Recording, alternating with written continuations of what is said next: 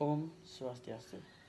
Perkenalkan, saya Imane Bagas Aneka Parata dari kelas 12 MIPA 4 nomor absen 11. Di sini saya akan menjelaskan tentang demokrasi terpimpin. Demokrasi terpimpin adalah sebuah periode politik Indonesia yang dapat dilihat dengan memuncaknya posisi Presiden Soekarno yang didukung oleh TNI dan PKI dalam menggerakkan politik nasional. Pemerintahan demokrasi terpimpin bertujuan untuk menata kembali kehidupan politik dan pemerintahan yang tidak stabil pada masa demokrasi liberal. Masa demokrasi ditandai dengan adanya konfrontasi politik dengan berbagai pihak, kekacauan ekonomi yang semakin parah, dan pemusatan kekuatan pada tiga kutub yang saling mempengaruhi, yaitu Soekarno, PKI, dan TNI. Masa demokrasi terpimpin dimulai dari disampaikannya dekret presiden pada tanggal 5 Juli 1959. Dekret ini berisi mengenai pembubaran konstituante, pembentukan DPA dan MPR, serta kembalinya konstitusi Indonesia pada Undang-Undang Dasar 1945. Perkembangan politik dibagi menjadi dua, yaitu yang pertama adalah politik dalam negeri. Pembentukan Kabinet Kerja sama dengan berlakunya kembali Undang-Undang Dasar 1945. Mulai tanggal 10 Juli 1959, Kabinet Juanda atau Kabinet Karya dibubarkan. Kemudian dibentuk kabinet baru. Dalam kabinet ini, Presiden Soekarno bertindak sebagai Perdana Menteri. Sementara itu, Juanda ditunjuk sebagai Menteri Pertama. Kabinet baru ini diberi nama Kabinet Kerja. Ada juga yang namanya pembentukan MPRS. MPRS merupakan pengganti Dewan Konstituante yang telah bubar. Dalam dekret Presiden 5 Juli 1959 ditegaskan bahwa pembentukan MPRS akan diselenggarakan dalam waktu yang sesingkat-singkatnya. Anggota MPRS terdiri dari anggota DPR ditambah dengan utusan daerah-daerah dan golongan. Anggota-anggota MPRS ditunjuk dan diangkat oleh Presiden. MPRS dibentuk berdasarkan penetapan Presiden nomor 2 tahun 1959. Yang kedua adalah perkembangan politik luar negeri. Politik konfrontasi Nevo dan Old Devo. Konsepsi Nevo Old Devo ini sejajar dengan doktrin dua buku kaum komunis. Dan memang negara maupun golongan-golongan oleh Presiden Soekarno dimasukkan ke dalam kelompok Nevo adalah kurang lebih sama dengan dimasukkan ke dalam kelompok komunis dan progresif. Sedangkan yang masuk Old Devo adalah kurang lebih sama dengan yang masuk blok kapitalis imperialis atau reaksioner. Berat bersama pihak-pihak yang bersimpati kepada mereka. Yang selanjutnya adalah politik mercusuar. Politik mercusuar merupakan politik untuk mendapatkan kemegahan, keindahan dalam pergaulan antar bangsa di dunia. Politik mercusuar dilaksanakan oleh Presiden Soekarno karena berasumsi Indonesia sebagai mercusuar yang mampu menerangi jalan negara-negara Nevo. Dan selanjutnya Indonesia keluar dari PBB. Hal ini karena telah menerima Malaysia sebagai anggota tetap Dewan Keamanan PBB dan PBB tidak mengganti struktur organisasi PBB. Yang kedua ada pembebasan Irian Barat.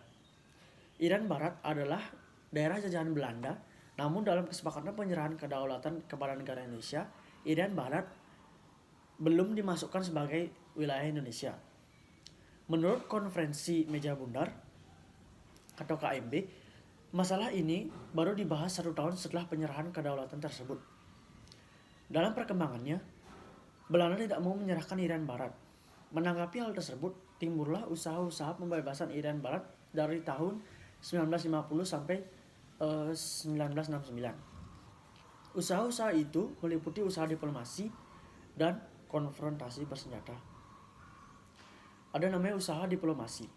Dalam upaya pengembalian Irian Barat ke pangkuan Republik Indonesia, pemerintah mengambil langkah penyelesaian melalui jalur diplomasi yang dimaksudkan untuk menghindari terjadinya konflik bersenjata yang banyak memakan korban. Jalur diplomasi yang dilakukan pemerintah Republik Indonesia adalah melalui forum internasional dan juga mengadakan perundingan langsung dengan Belanda. Selanjutnya ada konfrontasi bersenjata. Kegagalan perundingan penyelesaian sengketa Irian Barat di forum PBB serta sikap pemerintahan yang dianggap terlalu lemah terhadap Belanda menimbulkan beberapa aksi di masyarakat. Rakyat sudah tidak sabar dan secepatnya ingin mengembalikan Irian Barat kembali ke Negara Kesatuan Republik Indonesia. Sampai tahun 1957, berbagai upaya dilakukan oleh pemerintah Indonesia dengan menyelesaikan sengketa Irian Barat secara damai. Namun, langkah ini tidak membuahkan hasil. Belanda tetap bersikap tidak mau menyerahkan Irian Barat. Pemerintah Indonesia mengambil keputusan untuk merubah strategi diplomasi dari defensif menjadi ofensif.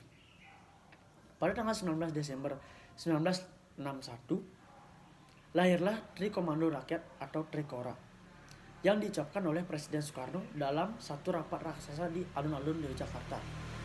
Adapun visi dari Trikora sebagai berikut.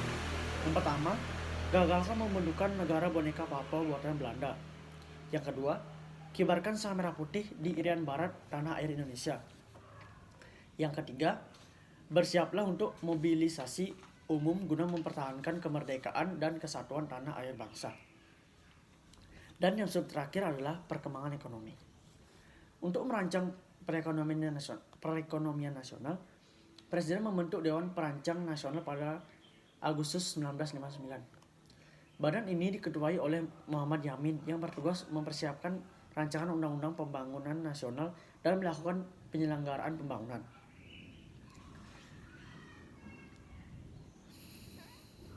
Badan ini kemudian diganti menjadi Badan Perancang Pembangunan Nasional atau Bappenas pada tahun 1963. Masuknya masa demokrasi terpimpin terjadi bersama dengan kekacauan ekonomi pemerintah memprioritaskan penurunan inflasi dan pengurangan mata uang yang beredar. Pemerintah juga mengimbau untuk melakukan penghematan dan penertiban manajemen terhadap seluruh perusahaan. Tetapi di sisi lain, pemerintah tidak mau menahan ambisi politiknya seperti dalam perhelatan Ganevo dan Konevo yang menghabiskan banyak biaya. Di sisi lain, konfrontasi Malaysia dan Irian Barat juga menghabiskan banyak anggaran karena Indonesia membeli banyak alat-alat militer dari Uni Soviet. Kehidupan masyarakat Indonesia kurang lebih 80% bersifat agraris, sehingga barang-barang produksi yang dijual sangat murah dan agregatnya sangat jauh dibandingkan dengan impor yang dilakukan negara. Sementara kredit luar negeri akan memberikan pengaruh politik yang sangat kuat karena keadaan perang dingin yang memaksa untuk berpihak kepada salah satu blok atau fakta. Usaha-usaha pemerintah dalam memperbaiki ekonomi umumnya tidak berjalan baik karena adanya kepentingan politik yang memakan biaya atau anggaran yang sangat besar. Dan politik internasional yang menghambat lancarnya keluar masuk bantuan atau kredit. Baiklah, sekian dari penjelasan saya. Jika ada kesalahan kata atau yang lainnya, saya mohon maaf. Akhir kata, saya tutup dengan kalimat Santi. Om Santi, Santi, Santi Om.